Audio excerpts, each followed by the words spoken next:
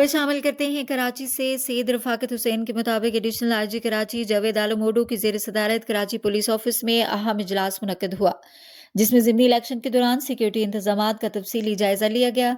इस इजलास में जोनल DIGs, जिले SSPs और दीगर आम पुलिस ऑफिसरान शरीक हुए। कराची में ज़िमनी इंतखाबात के इनेकाद के दौरान अमन अमान की सूरत हाल को यकीनी बनाने के लिए तफसीली ब्रीफिंग दी गई।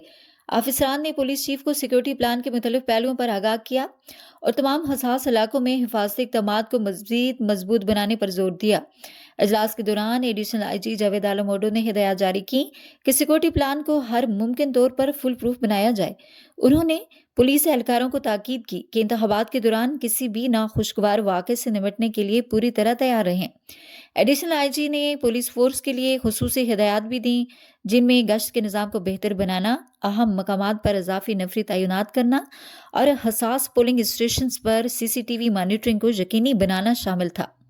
कराची पुलिस चीफ ने वाज़ेह किया कि शहरियों के तहफ़्फ़ुज़ और शहर में अमन अमान बरकरार रखने के लिए हर मुमकिन इक़दाम उठाया जाएगा। उन्होंने ये भी कहा कि कराची पुलिस अपनी पेशा वाराना सलाहियतों को बुरुकार लाते हुए ज़िमनी इलेक्शन के दौरान सिक्योरिटी को यकीनी बनाएगी।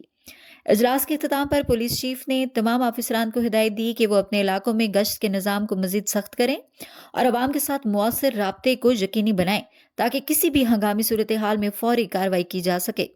ये इक़दामात न सिर्फ ज़िमनी इलेक्शन के दौरान बल्कि शहर में देर पाम कायम रखने के लिए भी आम हैं।